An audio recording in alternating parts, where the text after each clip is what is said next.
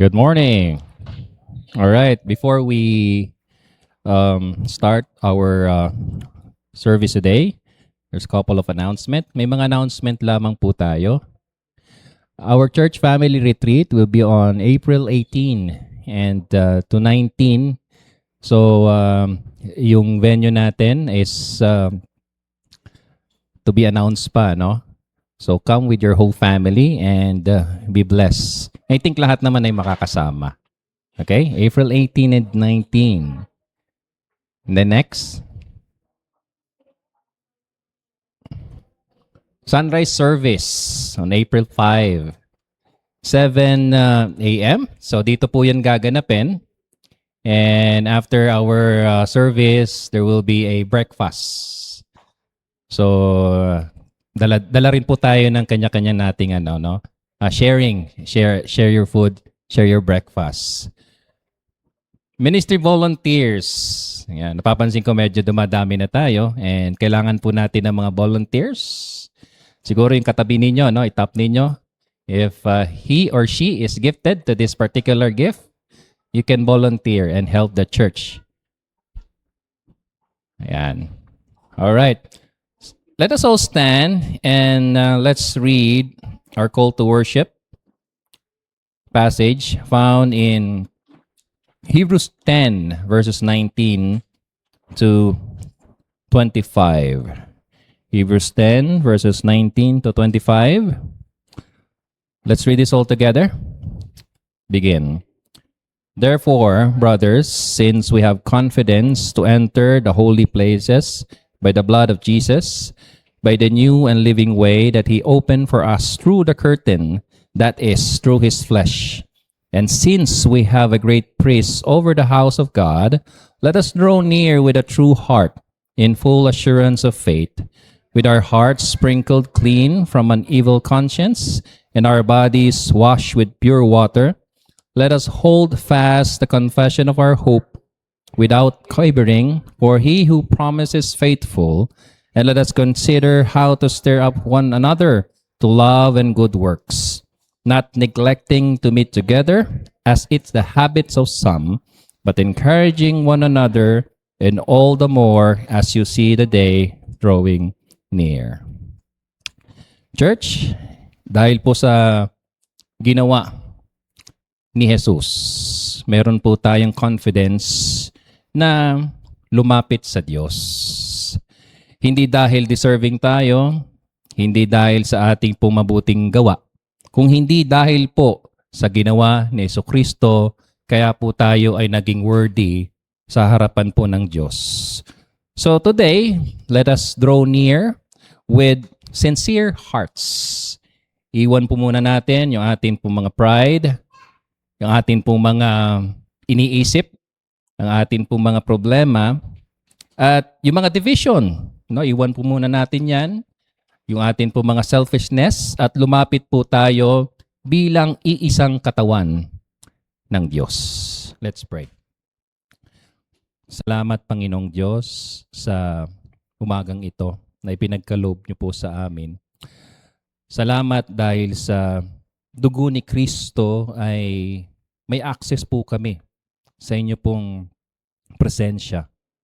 Hindi dahil sa kabutihan po namin, kundi dahil sa sakripisyo ng inyong anak. Habang nagtitipon kami ngayon bilang inyong iglesia, ihanda niyo po ang puso namin sa tunay na pagsamba. Alisin mo ang distractions, ang pride, at ang anumang division sa amin. Turuan mo kaming mag-worship ng may reverence at humility. Panginoon, inaamin po namin na minsan nagiging self-centered din kami.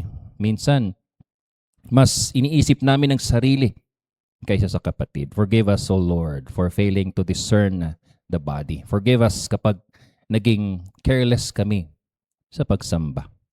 Pag-isahin niyo po, Panginoon, ang kongregasyon na ito sa katotohanan at pag-ibig. Panginoon, lumalapit po kami sa inyo ngayon ng may pagpapakumbaba at pasasalamat sa aming mga puso. Salamat po, Panginoon, sa inyo pong kabutihan, katapatan sa aming buhay.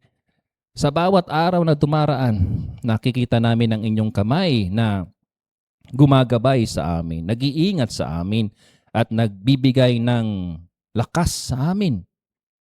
Panginoon, inaamin namin na kami po ay nagkukulang. May mga pagkakataon na mas pinipili namin ang aming sariling kagustuhan kaysa sa iyong kalooban. Forgive us, O Lord. Linisin mo ang aming puso.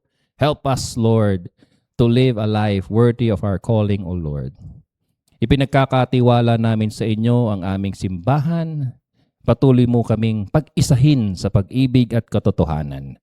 Bigyan mo ang aming mga leaders ng wisdom, humility, courage upang mamuno ayon sa inyong salita, ayon sa inyong kalooban. Tulungan niyo po kaming lahat na maging faithful servants, hindi yung naghahanap ng pagpuri ng tao, kundi kaluwalhatian niyo lamang. Panginoon, dinadala po namin sa inyo ang aming pong mga kapatid na may pinagdaraanan. Si Kuya Leo, Panginoon, dinadalangin po namin ang kanyang pong paggaling, ang kanya pong dinaranas na health issues, Lord. I pray na tulungan niya po, Panginoon, siya. Si Tita Ellen, Panginoon, sa pag-aaruga po sa kanyang asawa, dalangin po namin na inyo po siyang bigyan ng patience, Lord, at lakas ng pangangatawan po, Panginoon. Dalangin po din po namin, Lord, ang kanila pong pinansyal na pangangailangan. Dalangin ko po ang mga pamilya na may dinadala pong mga problema. Tahimik sila po, Panginoon. I pray, Lord, na tulungan niyo po, Panginoon, sila. Panginoon, dinadalain ko po, Panginoon, sa inyo ang amin pong mga miyembro na may edad na. Nawa po, Panginoon, inyo po silang palakasin, tulungan, upang sa ganon ay makapag-serve pa sila ng maayos, Panginoon, para sa inyo pong kaluwalhatian. Panginoon, kayo po ang dakila namin manggagamot at tagapagbigay po, Panginoon. I pray, Lord, also, comfort those who are grieving. I pray for the Descartins, the Gonzales family. I pray, Lord, to strengthen them, O God. Palakasin niyo po, Panginoon, sila. Kami, Panginoon. At bigyan niyo po, Panginoon, kami ng kalakasan upang harapin ang mga daraan pang mga araw, linggo at taon sa aming buhay po, Panginoong Diyos. Ipinapalalangin din po namin ang aming pong bansa. Napakagulo, Panginoon. Hindi lang ang bansa, kundi ang buong mundo po, Panginoon. Ikaw ang maghari sa bawat tahanan, sa bawat pinuno, at sa bawat institusyon. Naway ang inyong katotohanan at katuwiran ang manaig. Habang kami ay patuloy na sumasamba ngayon, Panginoong Diyos, ihanda mo po ang aming pong mga puso sa pakikinig ng inyong salita.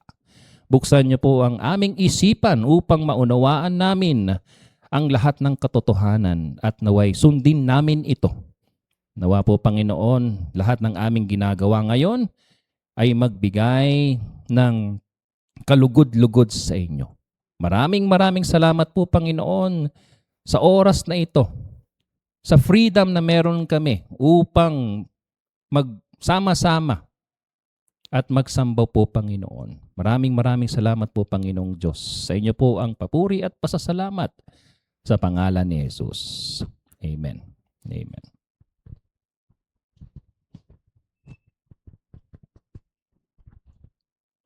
Good morning, everyone.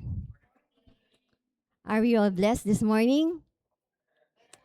Yes, amen. Praise the Lord. Kitang-kita naman po sa mga mukha natin. And every day is a blessing that we should be thankful for. And there is always a reason to praise the Lord. When Jesus died on the cross to pay for our sins 2,000 years ago, He battled for us. And now, the blessing is ours. So brothers and sisters, let us declare all His goodness and His done for us. Let's sing together.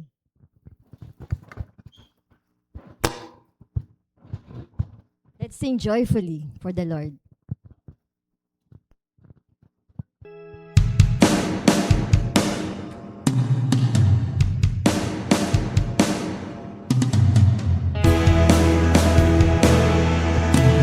Let's clap our hands to the Lord.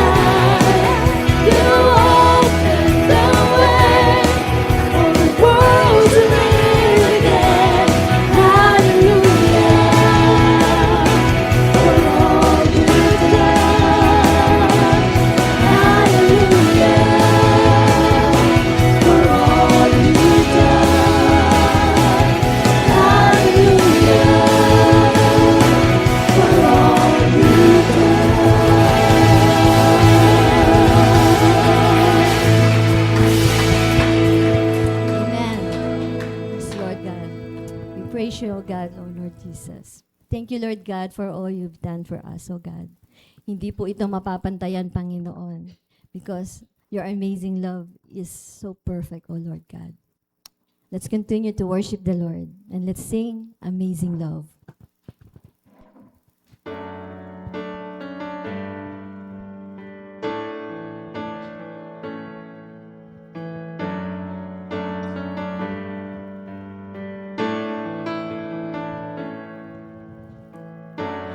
I'm forgiven because you were forsaken. I'm accepted. You were condemned. I'm alive and well. Your spirit is within me because you died and rose again. Let's sing. I'm forgiven because you were forsaken. I'm accepted. You were condemned. I'm alive and well. Your spirit is within me because you died and rose again. Amazing love, how can it be that you, my King, will die for me? Amazing love, I know it's true. It's my joy to honor you. Amazing love, how can it be that you, my King, would die for me? Amazing love, I know it's true. It's my joy to honor you in all I do. I honor you. I'm forgiven because you were forsaken. I'm accepted. You were condemned. I'm alive and well. Your spirit is within me because you died and rose again. Amazing love, how can it be that you, my King, would die for me?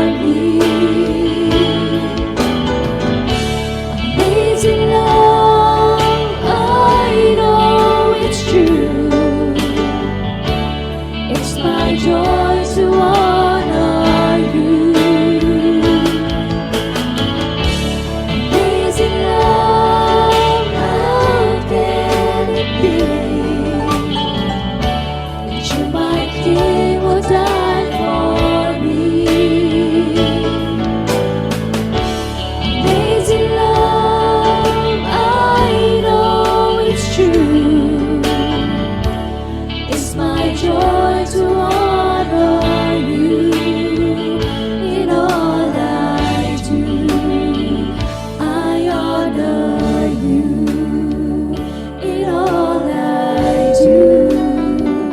I honor you. And all the praises to you, O God, to your name, in Jesus' name. Amen. You may now be seated.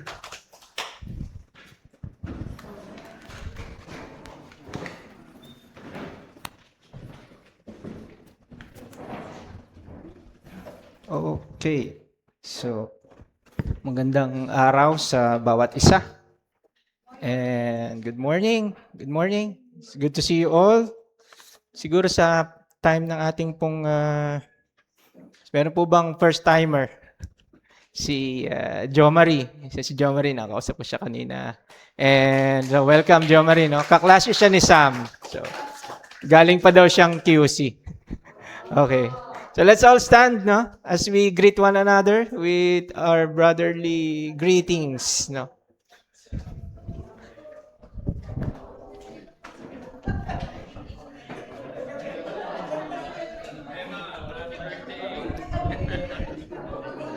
You go. Sam, Jo Marie.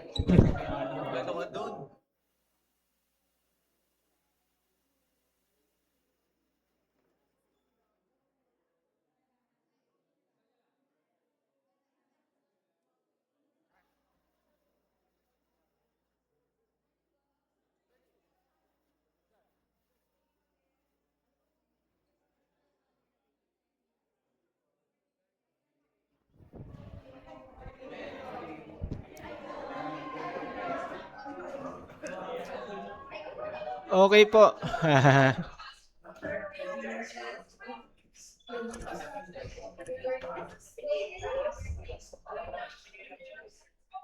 So, we can settle down.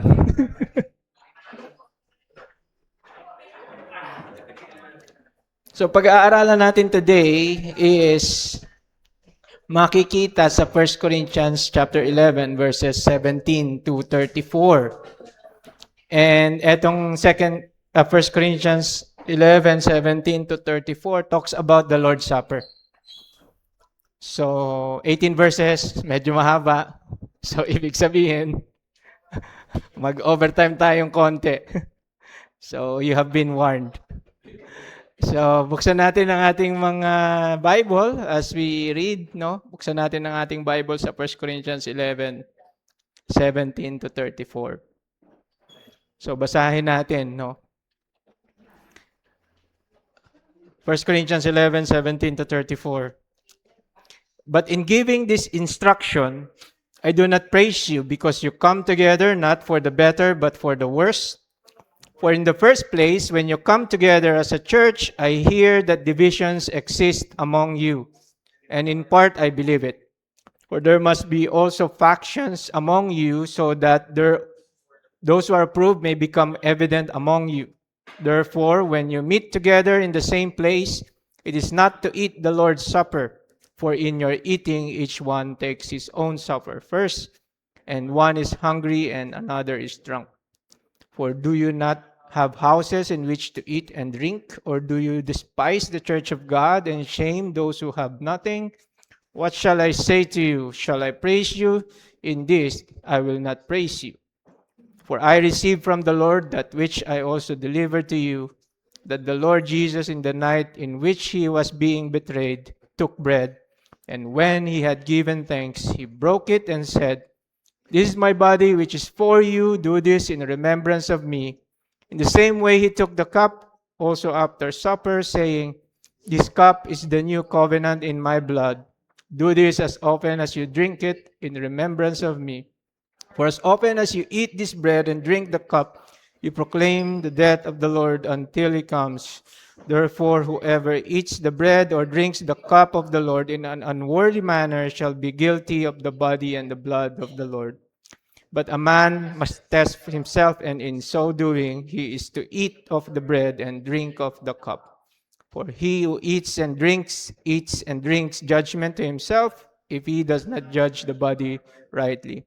For this reason, many among you are weak and sick, and a number sleep. But if we judge ourselves rightly, we would not be judged. But when we are judged, We are disciplined by the Lord so that we will not be condemned along with the world.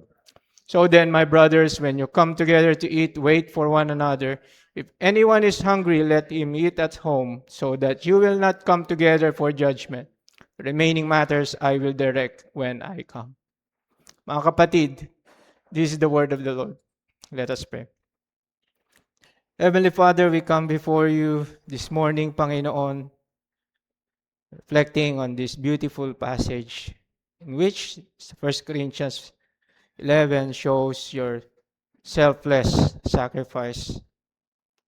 And as we ponder on your word, may you encourage us, Lord. May we come with reverence sa iyong pong harapan as we partake of the Lord's Supper this morning. May you be praised. May you be honored in our midst. Help us understand your word. Help us apply it in our lives as a church, in our family, and individually. May you be honored this morning, Panginoon. We pray in Jesus' name. Amen. So kung titignan natin, mga kapatid, every church gathering has meaningful moments, no? Tulad ng singing, praying, preaching ng salita ng Panginoon.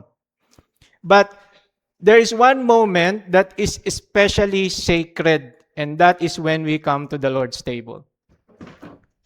Yung communion is hindi lang siya basta part ng order ng service. So baka yung inisip, part lang siya na order ng service, no? Yung communion, it is not merely a symbol. It is not a religious routine. It is a revealing moment. And at the Lord's table, yung ating mga puso are exposed. It reveals whether we are truly united as a body. It reveals whether we treasure Christ's sacrifice. And it reveals whether we approach God with reverence. Yung iglesia sa Corinth, yes, Corinth was active, they are gifted, and they are growing, but they were deeply divided. And when they gathered sa Lord's table, instead that nagre-reflect sila ng ginawa ni Jesus, they revealed yung kanilang selfishness to the point na sinabi dito ni Pablo, when you come together, it is not the Lord's Supper that you eat. Imagine ninyo, they were eating the bread, they were drinking the cup, but spiritually, they were missing its meaning. And that is possible even today, mga kapatid. It is possible to participate outwardly, but miss the true meaning inwardly. No? That is why si Pablo, nagbigay siya ng 3 sacred examinations. No? Whenever the church comes to the table, we need to examine the body, sa verses 17 to 22. We need to remember the cross, sa verses 23 to 26. And we need to examine the heart, sa verses 27 to 34. And if we ignore this, mga kapatid, the table becomes an empty ritual. But if we heed them, the table becomes a means of grace. So before we eat and drink, Panginoon, mga kapatid, let us allow the Word of God to prepare our hearts. Amen? Because when the church comes to the table, we must come with as one body. We must come remembering the Lord, and we must come with reverence before our Lord.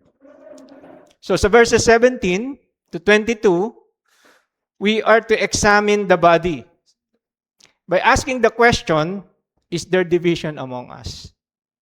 So sabi diyan, sa verses 17 to 23, kasi para kay Pablo, yung church, Lord's table, hindi dapat siya place ng division.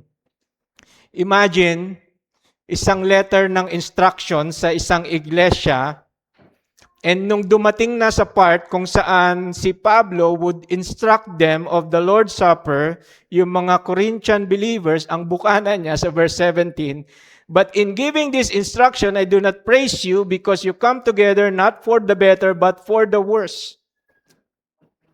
Yes, si Pablo is about to give a charge. He's about to give a command. At mga kapatid, hindi lang siya merely nagbibigay ng personal advice.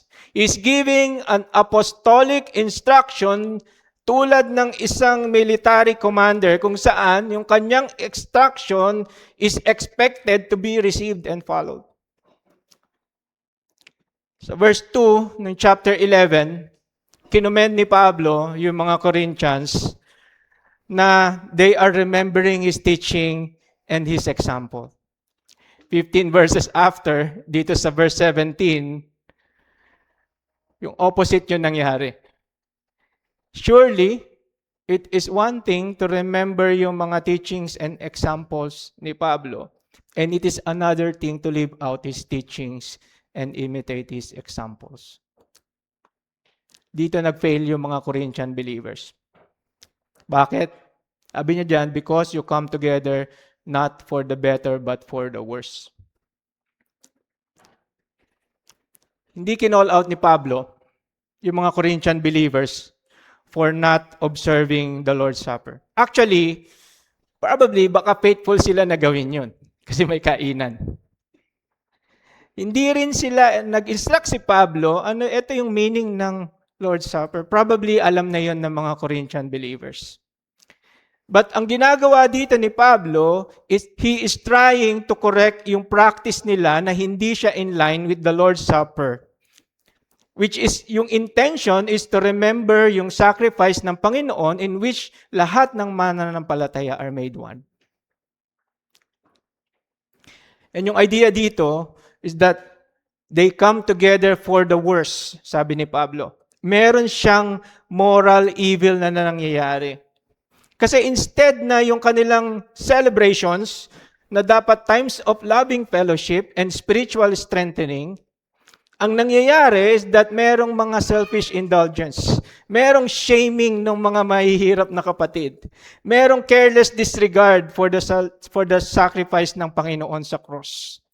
And on top of that, nadadamage yung testimony ng church before the watching unbelieving world. Kasi para kay Pablo, yung corporate worship is meant to build up. But yung kasalanan na ginagawa ng mga believers in Corinth reverses its purpose to edify one another. Imagine a fellowship which is intended to build up paglabas mo ng church. Lungkot na lungkot ka, parang hindi naman nangyari.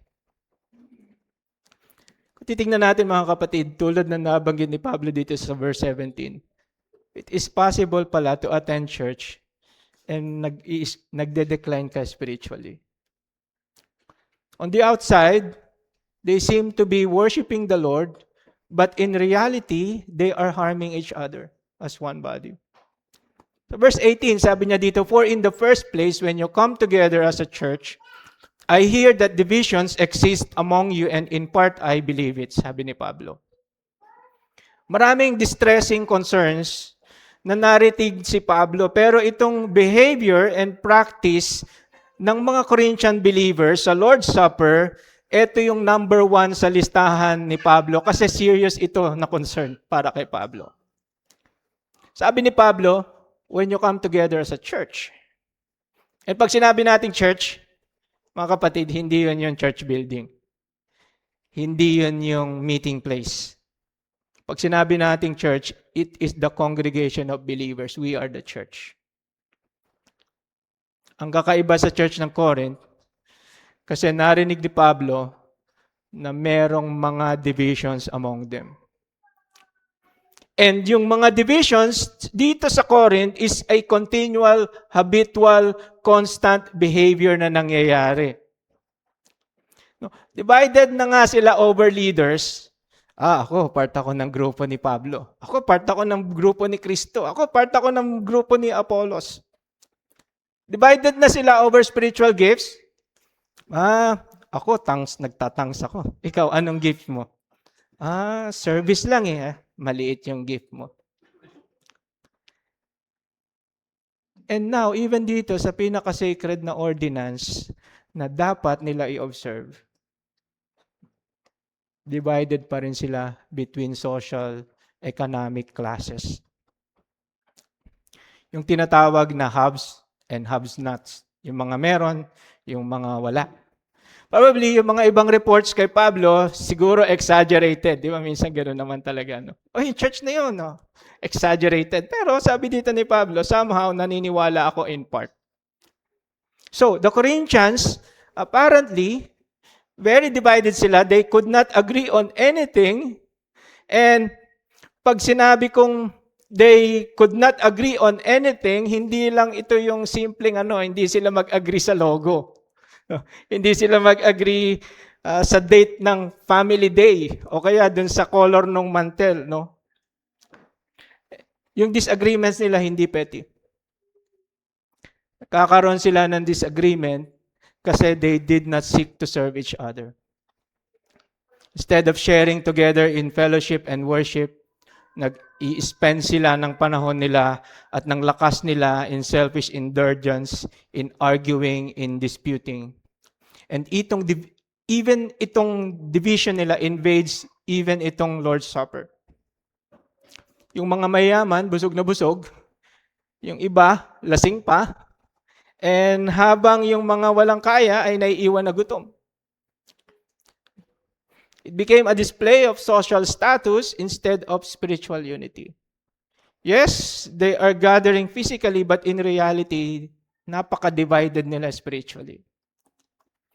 Ito yung nakakalungkot, mga kapatid. Kasi unity, hindi siya optional sa body of Christ. It is intrinsic to the gospel because yung cross reconciles us hindi lang sa Diyos, kundi sa kapwa natin. But yung Corinthian believers, yung celebration nila ng Lord's Supper, naging isang theater of discord.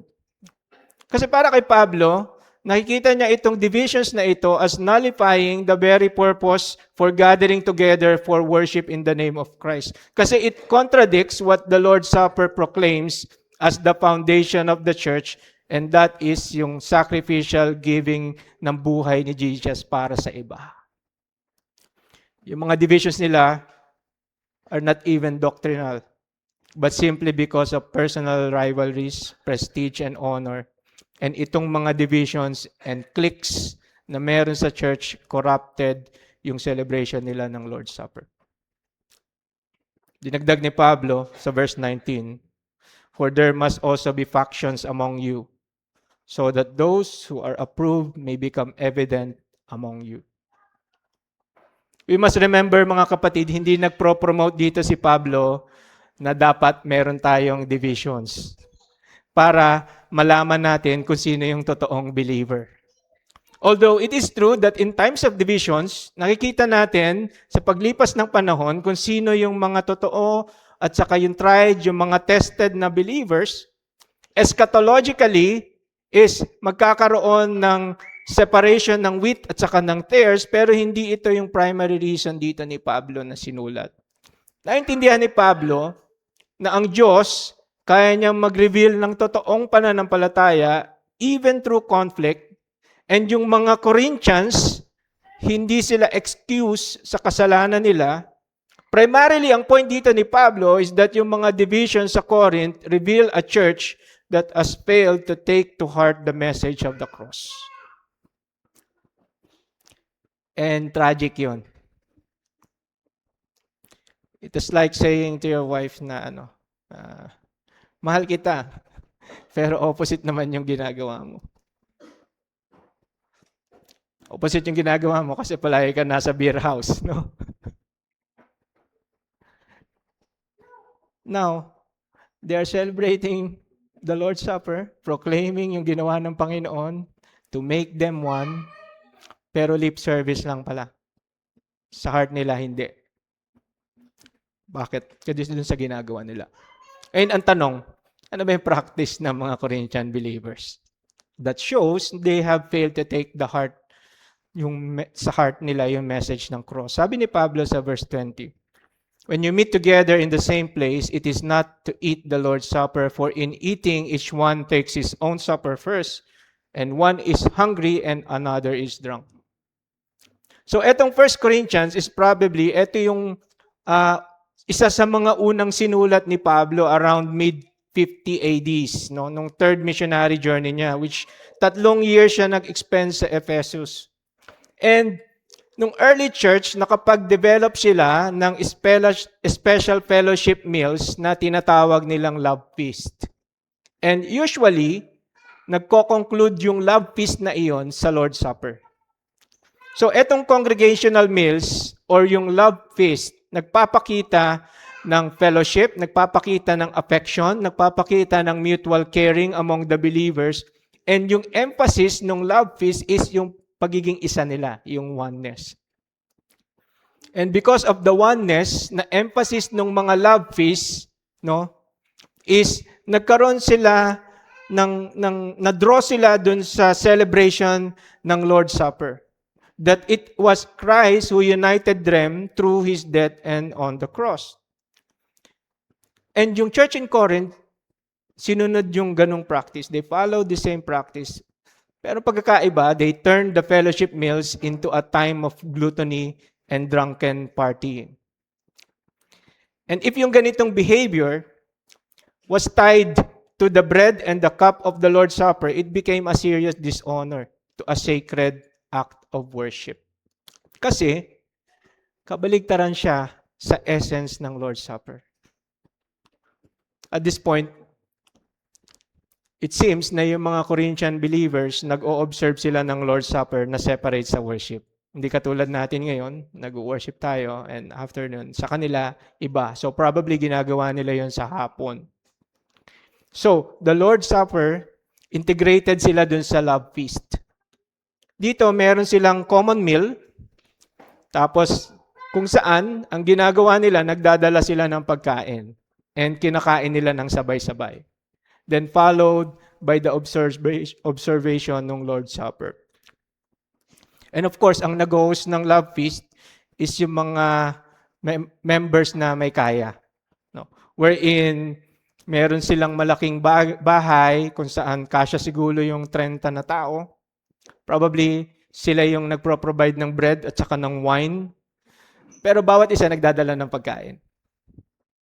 And, yung ancient world, hindi katulad sa Filipino culture na potluck, sharing hindi siya norm sa Roman world.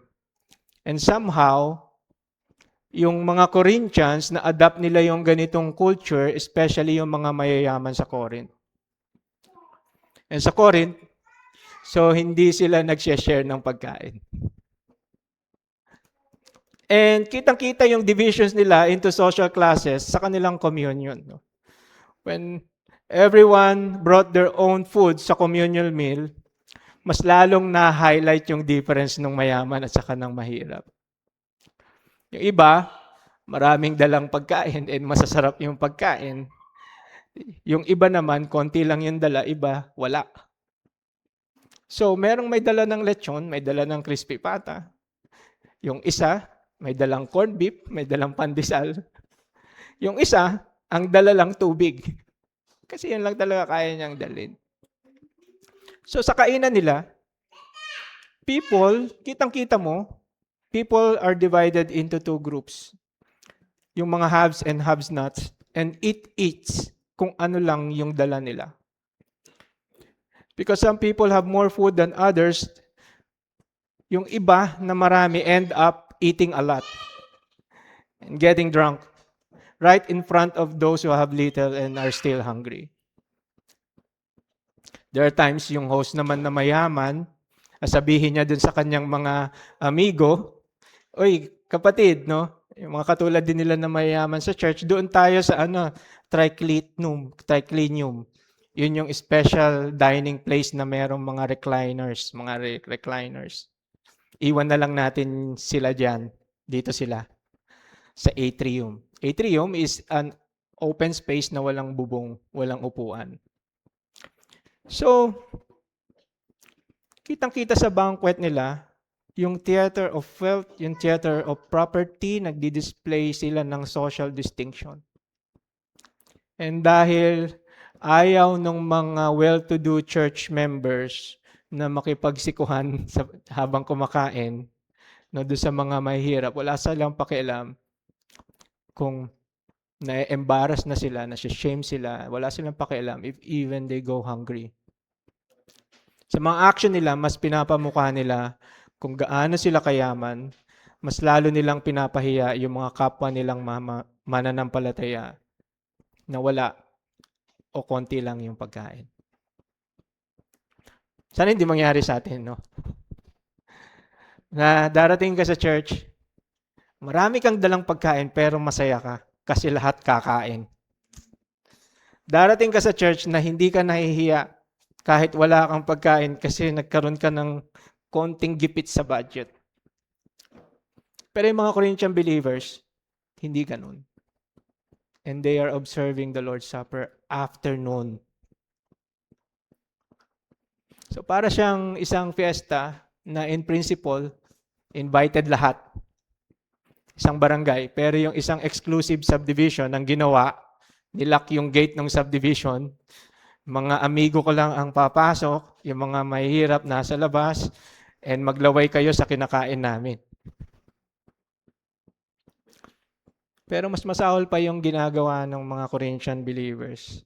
Kasi ginagawa nila ito in the name of Jesus Christ. Kaya mabigat yung words na binitawan ni Apostle Paul sa verse 22. And naka-address yun sa mga well-to-do members. Sabi niya, "For do you not have houses in which to eat and drink? Or do you despise the church of God and shame those who have nothing? What shall I say to you? Shall I praise you? In this I will not praise you."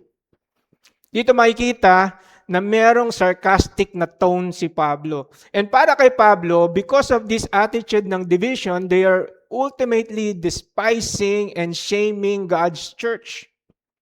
Pinaaalahanan ni Pablo that the people na nire-reject nila, they belong to God and their heavenly Father will not take this lightly. If there is one thing, there is only one if they are only trying to satisfy yung kanilang gluttonous hunger, dun na lang kayo kumain sa bahay. But to ignore or to shame a fellow believer during the church a shared meal, that is unthinkable. Kasi para kay Pablo, yung iglesia is malaking pamilya. Amen? And sa family, hindi mo ayaan na yung iba gutom. Habang ikaw, busog na busog. In a family, everyone is expected to care for and share with one another. And yung mga mayayaman, sila kasi yung meron mga kitchen sa bahay during these times. Yung mga mahihirap, nakatira lang sila sa tiny apartment. At pag sinabi kong tiny apartment, tiny talaga. Ang kasya lang ay kama. So, siguro pag college ka, di ba? Nagdo-dorm ka, usually ganun lang, kama lang. And dito sa mga mahihirap, yung isang formal meal usually happen only on special occasions. Kung saan it was paid for by a wealthy sponsor or a public benefactor. Kaya special sa kanila pag meron community meal. Dagdag mo pa dito, mas affected yung mga mahihirap pag merong famine, pag merong economic hardship.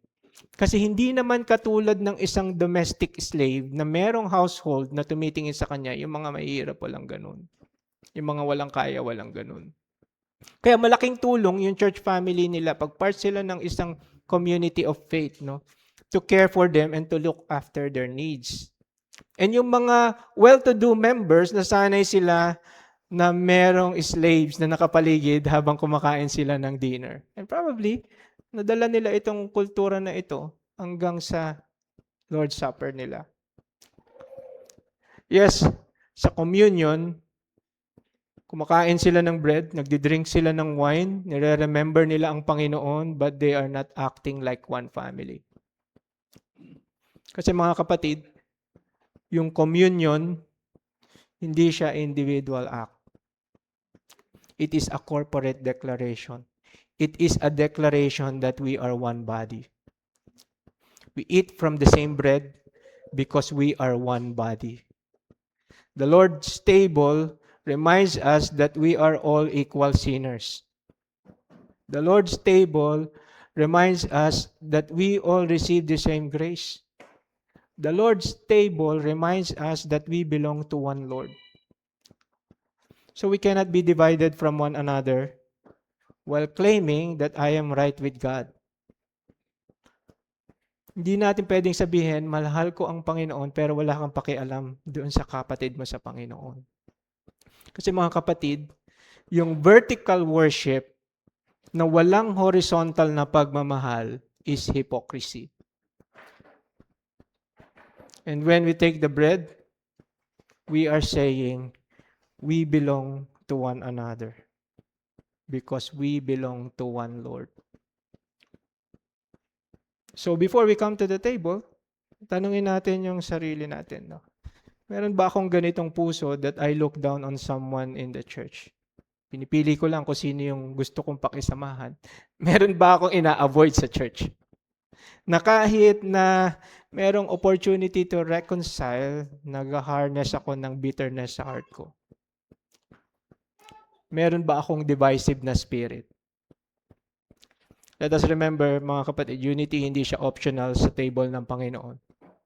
And si Pablo, hindi siya tumigil sa unity. Sa verses 23 to 26, pinakita niya yung foundation ng Lord's Supper, which is yung sacrifice ni Jesus.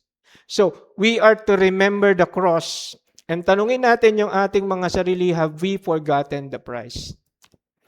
Dito sa section na ito, sa verses 23 to 26, pinakita ni Pablo na yung table is a proclamation of the cross. Yung essence ng Lord's Supper is yung sacrificial death ni Jesus, and as believers, they should not forget that as they partake yung communion. Yung essence is yung sacrifice ni Jesus. Pinakita ni Pablo yung totoong meaning ng Lord's Supper by looking back at the cross kung saan si Jesus sacrificed himself. So kung titignan natin, si Pablo, binalik sila sa gospel. Sabi dito sa verse 23, "For I received from the Lord that which I also delivered to you." So ibig sabihin, this was not invented by Paul. Kasi sabi niya, I received from the Lord. So hindi lang niya ito sariling opinion. Mga kapatid, we are partaking the Lord's Supper hindi dahil tradition lang. Hindi dahil nakaugalian lang natin eh. We are partaking it because it was given by Christ Himself na dapat nating i-observe. And yung idea dito is that yung mga Corinthians, alam nila yon, and hindi ito isang parang bagong katuruan sa kanila. No? It was delivered to them.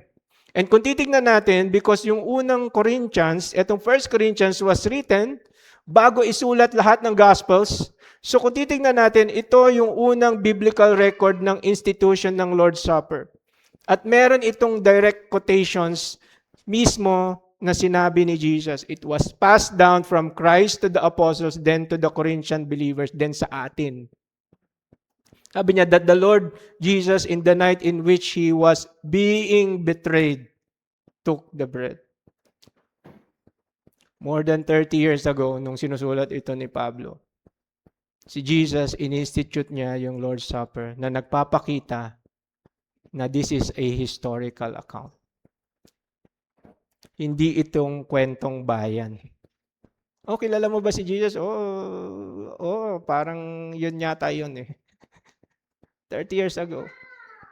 Sinabi niya, He instituted it on the night that He was betrayed. On the night that He was betrayed, sabi niya sa verse 24, "And when He had given thanks, He broke it and said, 'This is my body, which is for you. Do this in remembrance of me.' In the same way, He took the cup also after supper, saying, 'The cup is the new covenant in my blood. Do this as often as you drink it in remembrance of me.'" Dito ni-recount ni Pablo yung mga sinabi ni Jesus when He broke the bread, when He took the cup, to focus kung ano ba yung ginawa ni Jesus on behalf of you and me. Sabi niya dito, "This is my body which is for you.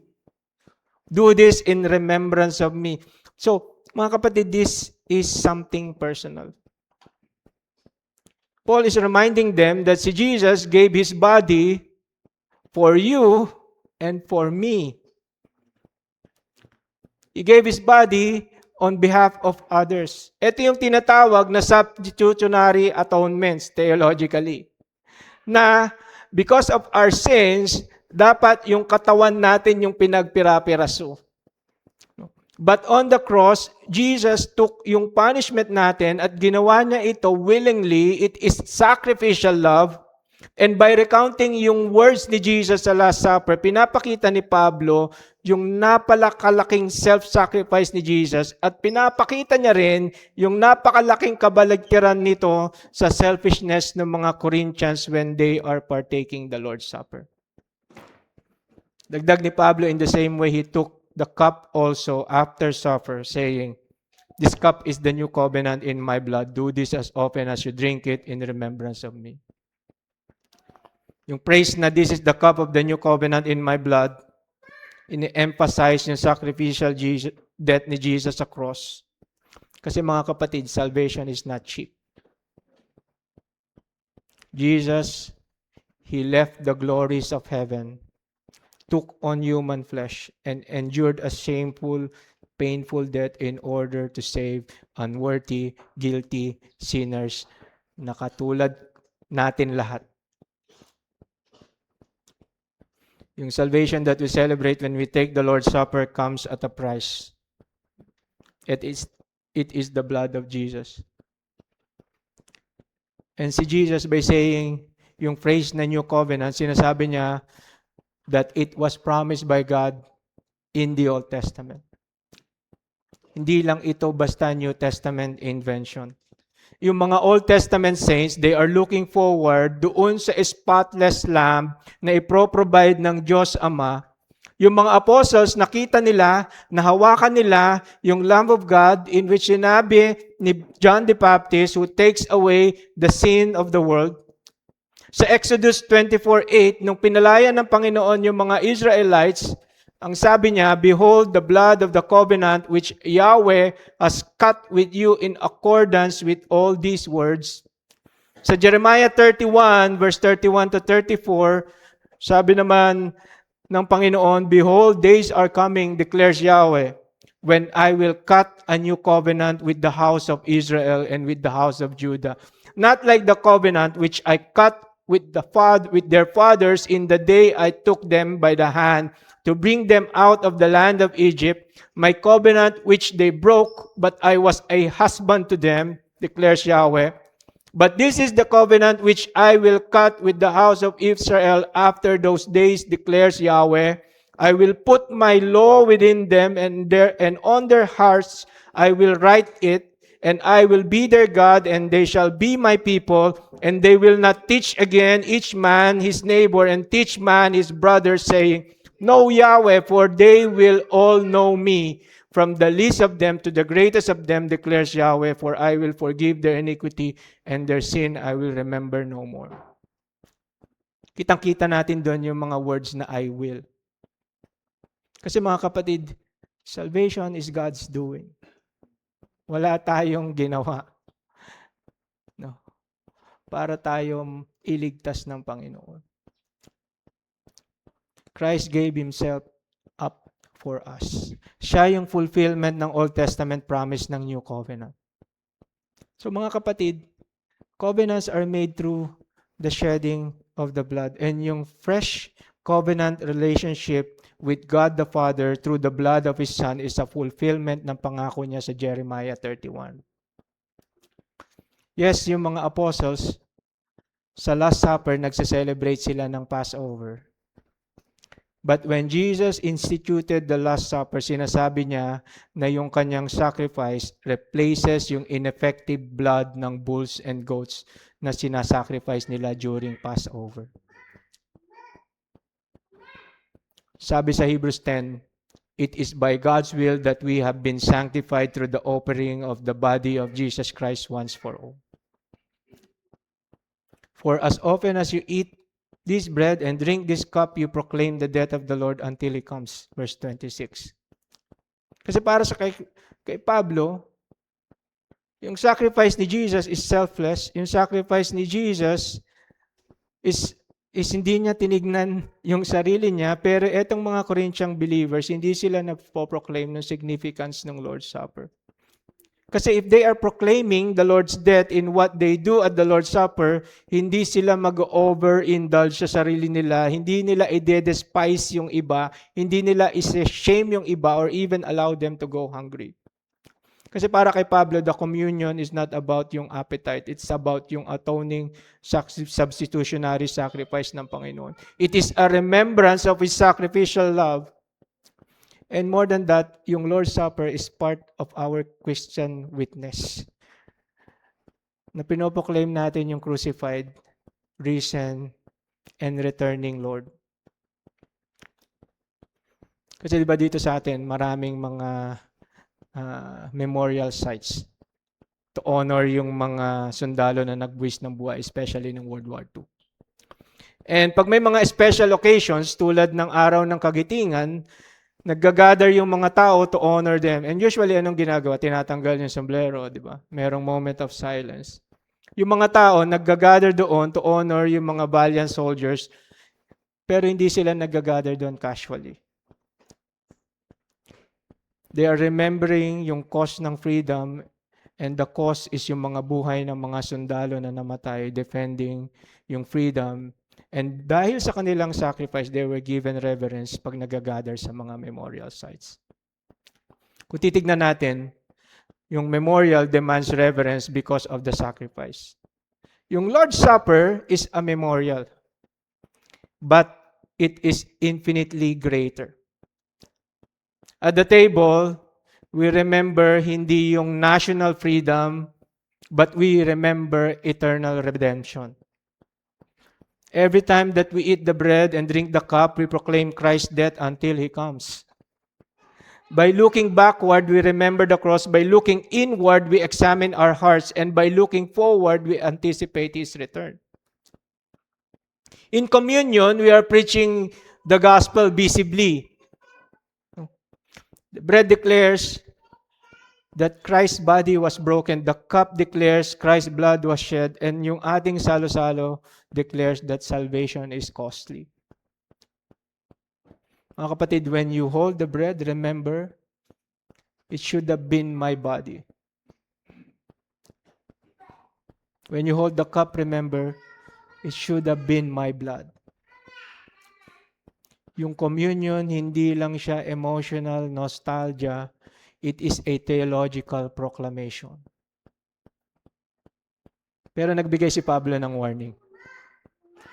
Kasi if we misunderstand unity and forget yung sacrifice ng Panginoon, mayroong danger.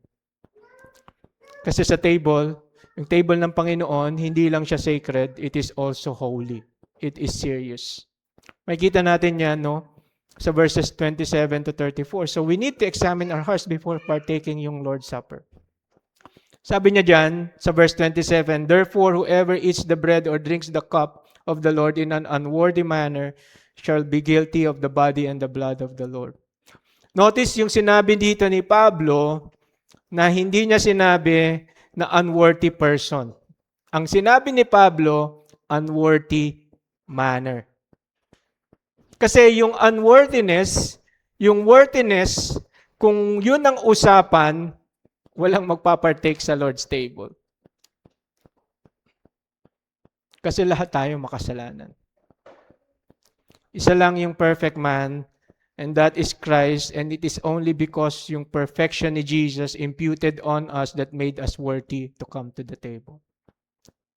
Yung idea ng phrase na unworthy manner is that you are acting in a way that does not match yung true meaning ng Lord's Supper.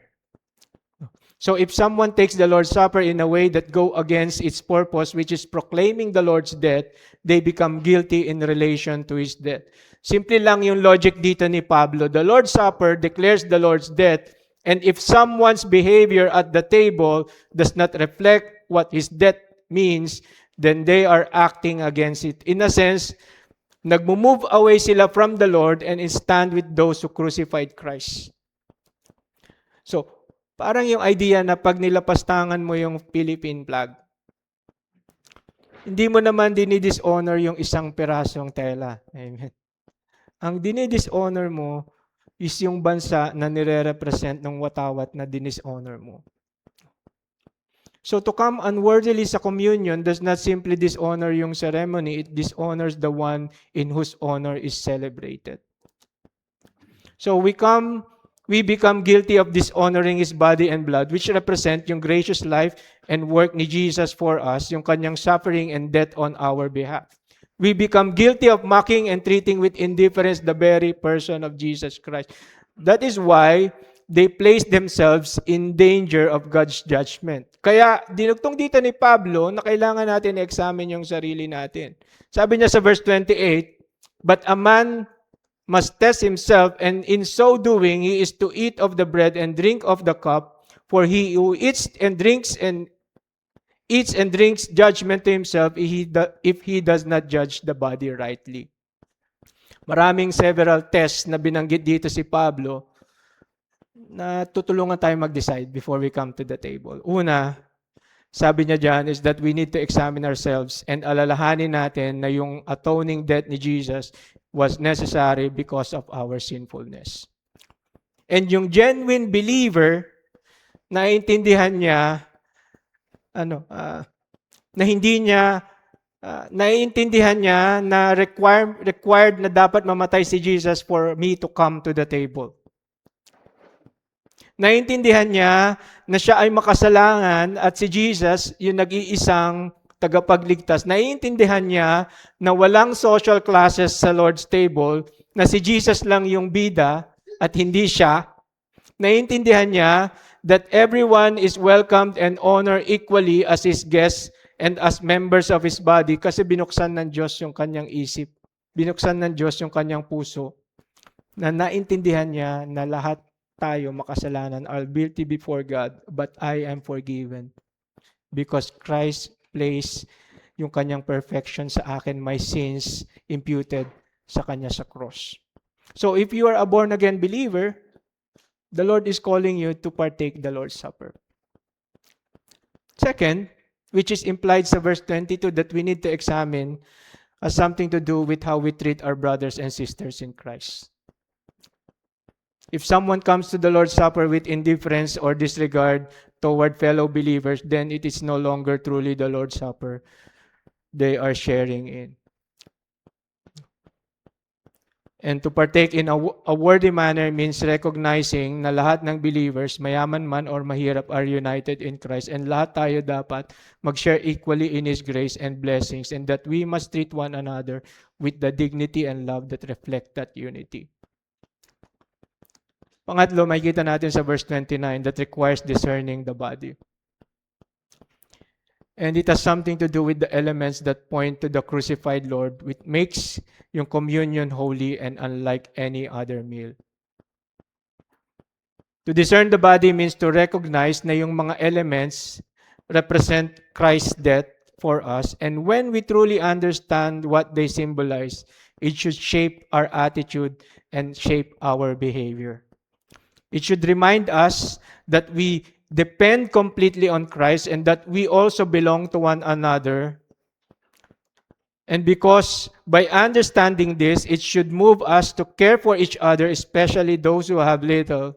At simple lang yung point dito ni Pablo, pag naintindihan natin yung meaning ng sacrifice ni Jesus, remembered in the Lord's Supper, we respond with compassion, we respond with humility, we respond with holiness before the Lord's table. So as we examine our hearts, we need to ask, am I born again? Meron ba akong unrepentant sin that I treat the Lord's table with casual indifference? Meron ba akong divisive spirit na dinidisregard ko yung kapwa ko mananampalataya sa church? For this reason, many among you are weak and sick, and a number sleep. But if we judge ourselves rightly, we should not be judged. But when we are judged, we are disciplined by the Lord, so that we will not be condemned along the world. Dapat nating maintindihan, mga kapatid, that hindi ito eternal condemnation, but rather fatherly discipline. Sabi ni Pablo sa Romans 5:1, having been justified by faith, we have peace with God through our Lord Jesus Christ. Therefore, Romans 8:1, there is now no condemnation for those who are in Christ Jesus. Tulad ng isang pamilya, when a father disciplines his child, hindi dahil he hates his child. It is because he loves his child. Kung aayaan natin yung anak natin na walang disiplina, then hindi siya pagmamahal. Correction is love. The Lord's table, ang Panginoon, dinidisiplina yung church because He loves the church. And the Lord's table, hindi siya dangerous because God is cruel. It is serious because God is holy. And ayaw ng Diyos that His people treat the cross rightly, kaya He disciplines them. So, hindi siya eternal condemnation, but rather fatherly discipline. And kitang-kita natin ito kung paano ginamit ni Pablo yung word na judgment and yung word na condemn. Kung saan, ginagamit ni Pablo yung word na judgment referring to the discipline of the saved and condemn referring to the condemnation of the lost. And kung titignan natin yung chastisement, in-illustrate niya sa verse 30.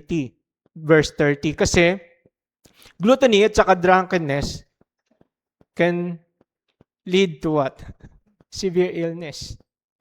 Diba? Sometimes even death. And minsan, totoo naman to, di ba, sa buhay natin. Kasi, pag nakita mo yung lab mo na mukhang hindi maganda, ang taas ng creatinine ko, taas ng ano ko, ano nangyayari? Nagtitino. Di ba? Oh, bukas, ano muna ako? Intermittent fasting. And at the same time, pag kinonfess natin yung ating kasalanan, yung wrong motives natin, God is faithful and just to forgive us. Pangako niya yun eh. Yes, merong consequence, but we know na yung Heavenly Father natin forgives us if we come in genuine repentance and faith. So then, brothers, sabi dyan sa verse 33, when you come together to eat, wait for one another. If anyone is hungry, let him eat at home, so that you will not come together for judgment. The remaining matters I will direct when I come. So sa section na ito, in-urge ni Pablo that before partaking the Lord's Supper, we need to examine our hearts, we need to confess known sin, we need to come in repentance and faith. Kasi mga kapatid, the table, hindi siya para sa perfect na tao. The table is for repentant people. If you are struggling, sabi ng Panginoon, come. If you are weak, sabi ng Panginoon, come. If you are convicted, sabi ng Panginoon, come. But if you are hard-hearted and unwilling to repent, sabi ni Pablo, stop, examine yourselves. Kasi mga kapatid, self-examination is grace. When we confess, confession is mercy and discipline is for our protection. So nakita natin sa 1 Corinthians 11, verse 17 to 34, na yung Lord's table, sinasabi ni Pablo that we examine our unity, we remember the cross, we examine our hearts. And yung mga Corinthian believers turned the table into selfish feast, but Paul calls them to go back to the gospel. Mga kapatid, imagine heaven.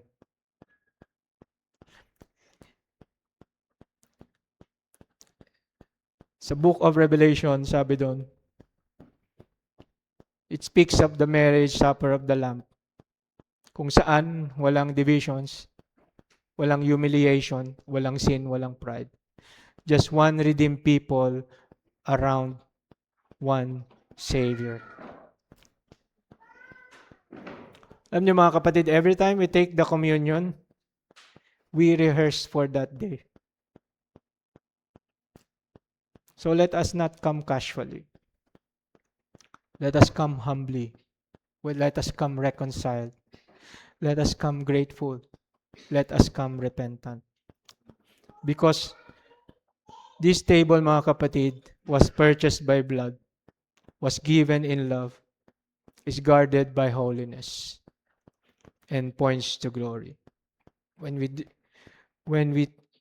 eat the bread, sinasabi nyon that you are forgiven. When we drink the cup, sinasabi nun that you belong to the new covenant. And the table says that you are one body under one Savior.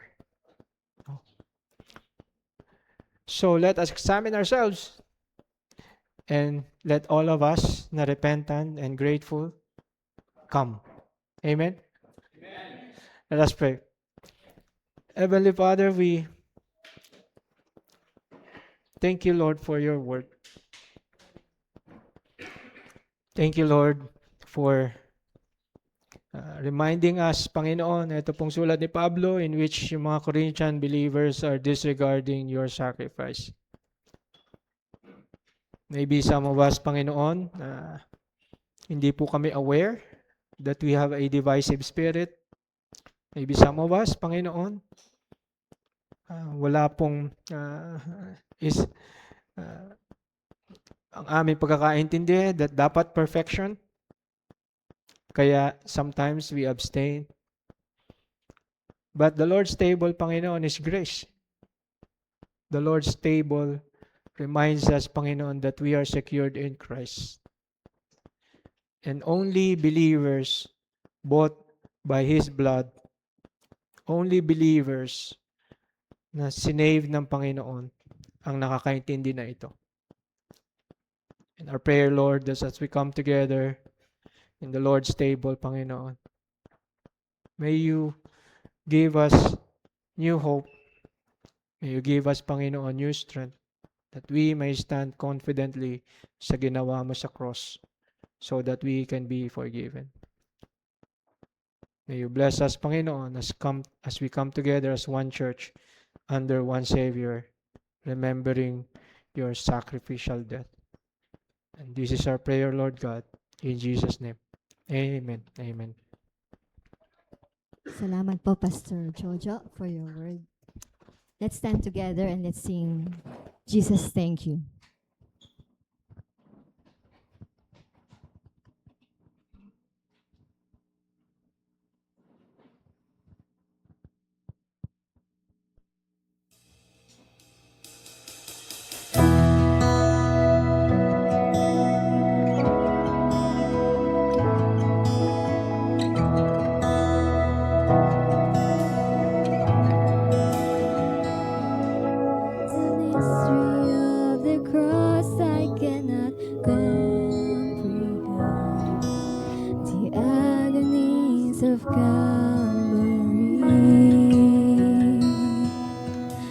You, the perfect Holy One, crush your Son, who drank the bitter cup reserved for me.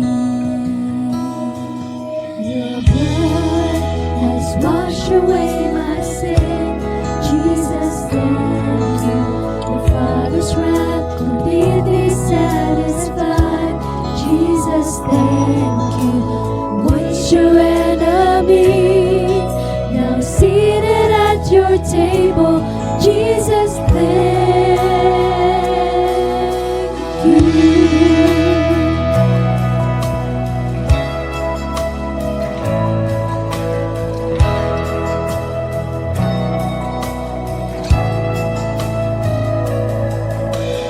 By your perfect sacrifice, I've been born. You handed me your wage of friend, pouring out the riches of your glorious grace. Your mercy and your kindness know no end. Your blood has washed away my sin. Jesus, thank you.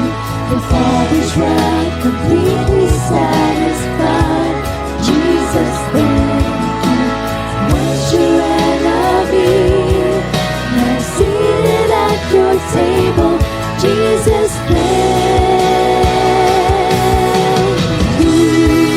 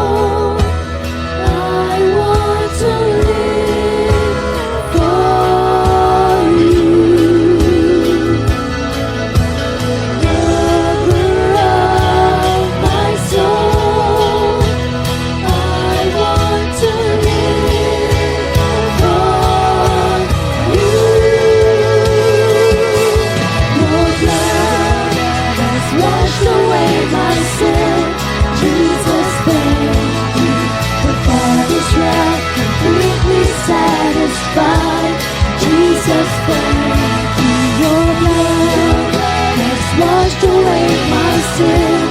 Jesus, thank you. The Father's wrath completely satisfied. Jesus, thank you. Once your enemy, now seated at your table. Jesus, thank you.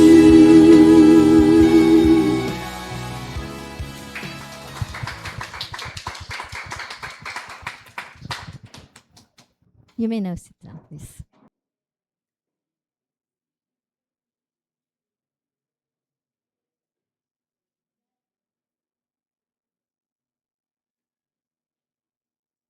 Church, as we come to the Lord's table, let us once again remember, ang sabi po ni Apostol Pablo sa 1 Corinthians chapter 11, verse 23 to 26, na ang bread is and the cup, hindi lamang po ito ordinary elements. They point us to the body and the blood of our Lord Jesus Christ. Hindi po ito bastang ritual lamang po. Ito po ay sagradong paalaala sa ginawa po ng ating Panginoong Jesucristo doon po sa cross ng Kalbaryo para po sa atin, na ang kanya pong katawan ay nagkadurog-durog.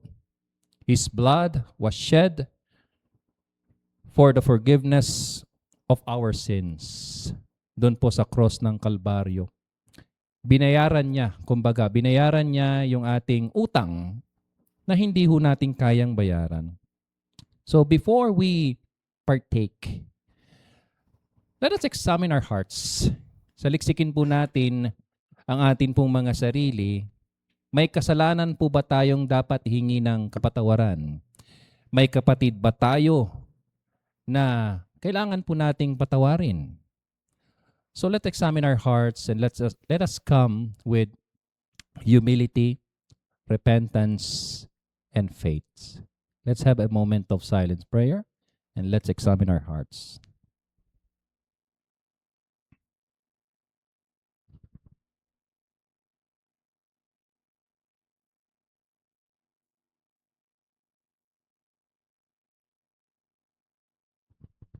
Heavenly Father, we thank you for gathering us today as your people.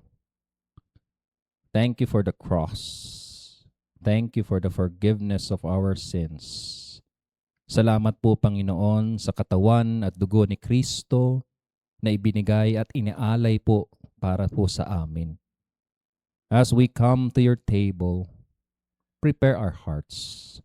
Remove distractions, cleanse us from hidden sins, and help us remember kung gaano kalalim, kalawak, katayog ang inyo pong pag-ibig sa amin. May this moment honor you and draw us closer to Christ. In Jesus' name, amen and amen. May I ask the servant leaders to come forward to help us to distribute the elements. Ang sabi mo ng Biblia sa unang Korinto, 1 Corinthians chapter 11, verse 26. Ganito po ang sabi, for whenever you eat this bread and drink this cup, you proclaim the Lord's death until He comes. Mga kapatid, sa 1 Corinthians chapter 11, verse 26, sinasabi na tuwing kumakain tayo ng tinapay at umiinom sa saro, ipinapahayag po natin ang kamatayan ng Panginoon hanggang sa kanyang pagbabalik. So gagawin po natin itong Lord's table, ito pong communion na ito, hanggang sa kanya pong pagbabalik. Ibig sabihin, hindi lamang po ito simpleng ritual. Ito ay proklamasyon. Ipinahayag po natin ang kamatayan po ni Kristo para po sa ating pong makasalanan. Ang kamatayan po ni Kristo ay sapat na. Ang kanya pong sakripisyo ay hindi po mayantulad kahit kanino. At siya po, habang ginagawa po natin, ito, siya po ay muling babalik.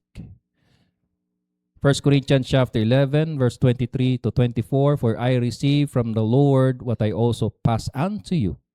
The Lord Jesus, on the night he was betrayed, took bread, and when he has given thanks, he broke it and said, This is my body which is for you. Do this in remembrance of me. May I ask the deacons to please distribute the bread.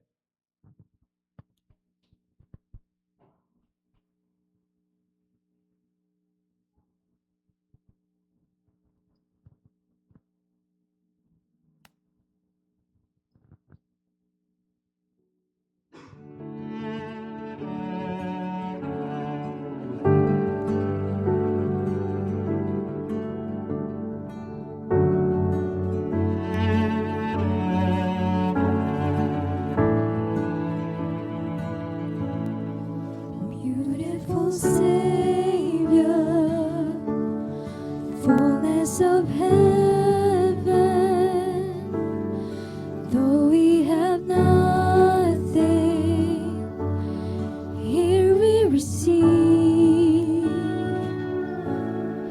Jesus, you call us now to remember. You were the offering for all who believe. You laid your life on the table, broken like bread, poured out like wine. We sing, what a wonderful Savior, Jesus our King. All that you give, we receive.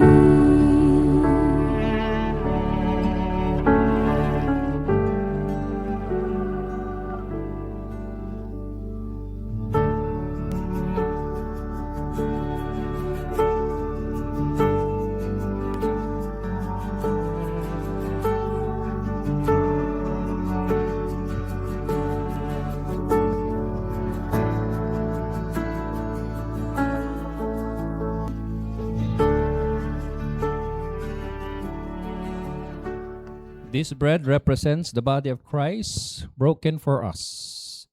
He suffered so we could be healed. He gave himself so we could live. Let's pray for the bread. Lord Jesus, thank you for the body that was broken for us. Thank you for the suffering you endured on the cross. Sa inyo pong paghihirap, sa inyo pong sakripisyo. Dahil po sa inyong sakripisyo, we have forgiveness, healing, and new life. As we eat this bread, help us, Lord, to remember your love and live in obedience to you. In Jesus' name, amen. Let us partake of the bread together.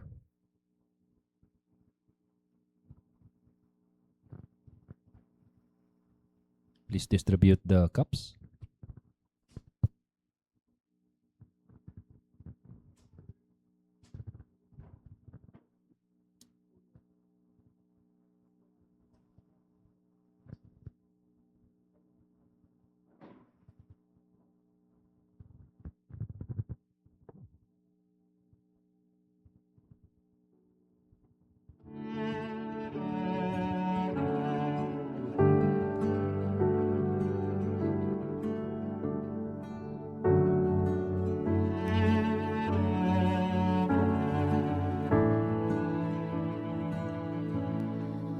Pardon and blessing,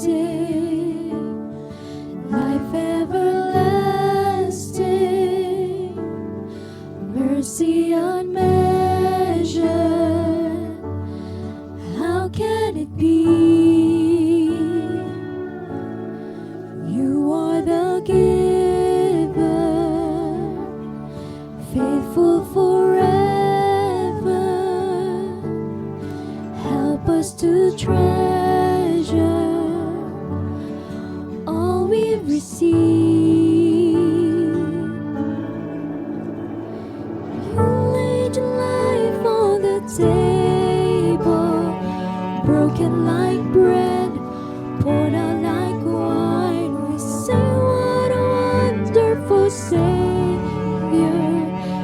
Jesus our King, all that you give we receive.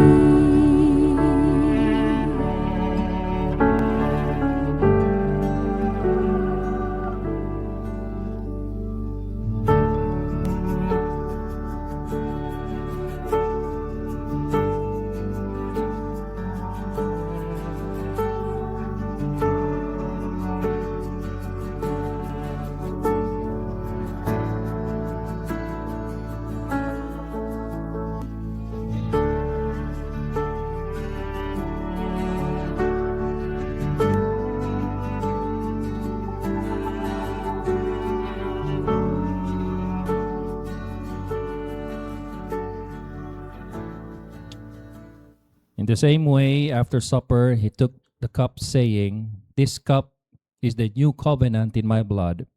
Do this whenever you drink it in remembrance of me." Mga kapatid, ang sarong ito represents the blood of Christ. Ang kanya pong dugo, sealed the new covenant. His blood washed away our sins. His blood brought us near to God. Tayo muna ay manalangin. Let's pray. Father God, thank you for the precious blood of Jesus that cleanses us from all our sins. Salamat po, Panginoon, for the new covenant of grace and salvation. Dahil po sa dugo ni Kristo, kami ay nagkaroon ng kapatawaran, redeemed and adopted as your children. As we drink this cup, remind us, Lord, that we belong to you. Help us walk in holiness and gratitude every day. In Jesus' name. Amen. Mga kapatid, alalahanin natin ang ating Panginoong Hesukristo.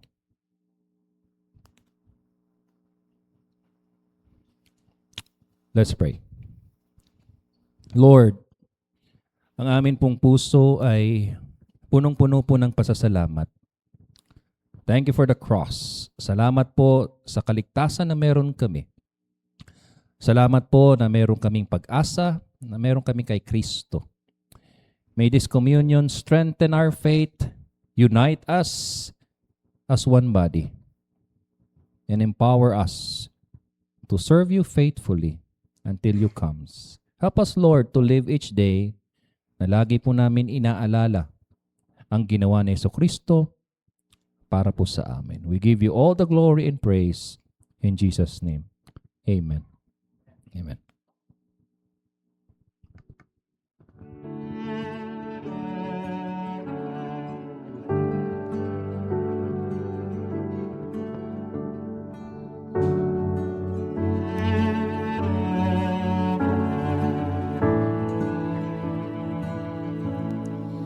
Beautiful Savior, fullness of heaven, though we have nothing, here we receive. Jesus, you call us now to remember. You were the offering for all who believe. You laid your life on the table, broken like bread, poured out like wine. We sing, what a wonderful Savior, Jesus our King. All that you give, we receive.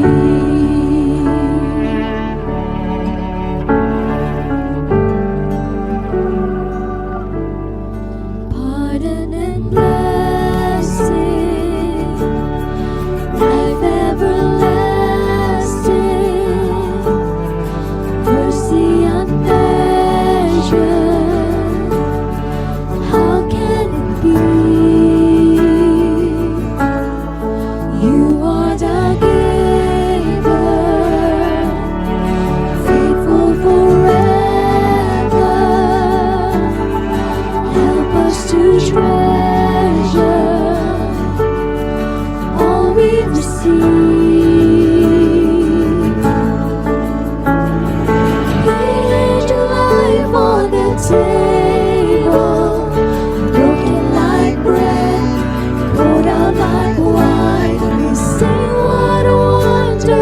Savior, Jesus our King. All that you give, we receive.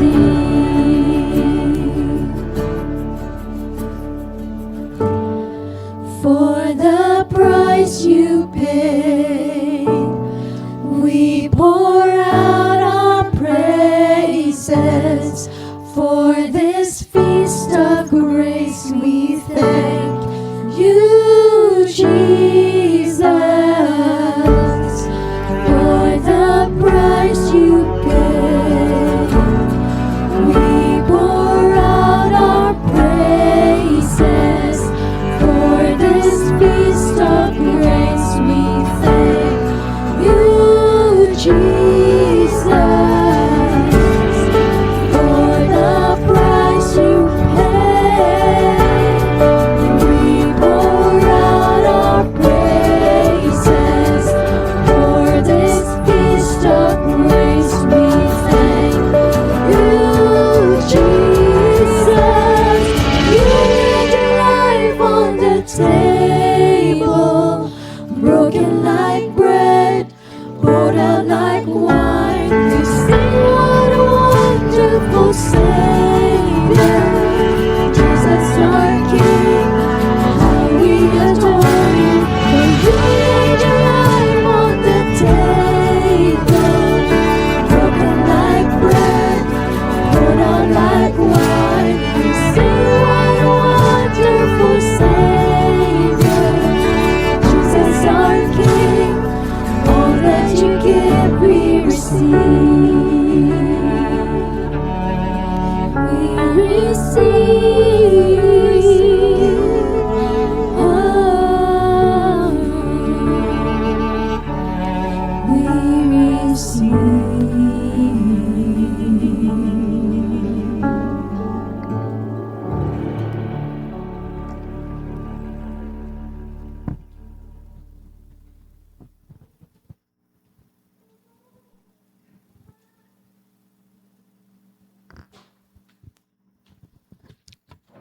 Sa 1 Corinthians chapter 11, kung maalala nyo, no, kinorek ni Apostol Pablo ang church doon. Bakit? Kasi naging selfish sila, naging makasarili sila po doon. At ang offering po natin today is one way of fighting selflessness. So kapag ka nagbibigay po tayo, sinasabi po natin si Kristo ang tunay nating kayamanan. So kapag ka nagbigay po tayo, ipinapakita po natin that we belong to one body. Sama-sama tayong sumusuporta sa gawain po ng Panginoon. Hindi pwedeng sabihin natin, kayo lang dapat na magbigay. Hindi. So kapag ka tayo ay kabilang sa isang katawan ni Kristo, dapat sinasabi natin, susuportahan ko. Sama-sama tayong susuporta sa gawain ng Panginoon. So as we give, gawin po natin ito, no, with a grateful heart. Hindi po yung napipilitan lamang. Remembering that Jesus gave Himself fully for us. So I request the servant leaders to come forward. Let us pray. Aming Panginoon, lahat ng meron kami ay galing sa inyo. Tanggapin niyo po ang handog na ito bilang pagsamba namin sa inyo.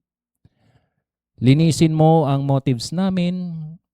Turuan mo kaming maging generous dahil kayo ay naging generous sa amin po, Panginoon. Naging generous kayo sa mga biyayang ipinagkaloob niyo po sa amin. Gamitin mo ang offering na ito para sa ikalalago po ng inyong iglesia at sa pagpapalagana po ng Ebanghelyo. Gamitin niyo po, Panginoon, kami upang maging pagpapala sa iba. Sa pangalan ni Jesus. Amen. Amen.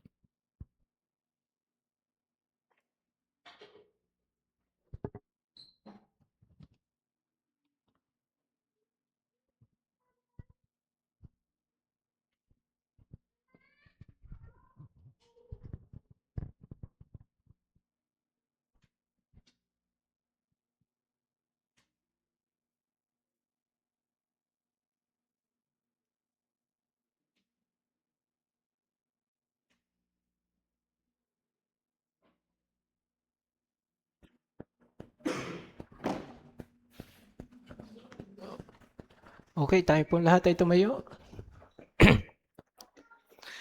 And let's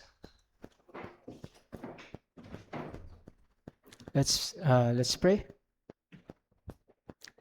Heavenly Father, we thank you, Lord, for guiding us today, Panginoon. We thank you, Lord, for the gifts that you have provided for us. And may our fellowship, Panginoon, be genuine. May our fellowship be loving, Lord. May our fellowship be sacrificial. Dahil naintindihan namin, Panginoon, that Christ gave His life as a sacrificial sacrifice so that we can be one. And we are one, Lord, because of the life, because of the death, because of the resurrection of Christ. And one day, Panginoon, you will come back again to gather us together as one family. And we belong to you, Panginoon, and may our lives always reflect that, Panginoon. May our lives, kung paano po kami makitungo sa bawat isa, reflect yung buhay, Panginoon, na nagre-reflect ng pag-ibig at pagmamahal na nakita po namin, na pinakita ng iyong anak na si Jesus. And now to Him who is able to keep you from stumbling and to present you blameless before the presence of His glory with great joy, to the only God, our Savior, through Jesus Christ our Lord, be glory, majesty, dominion, and authority before all time, and now and forever. In the name of the Father, the Son, and the Holy Spirit. Amen. Amen. Amen. Let's sing for the last time.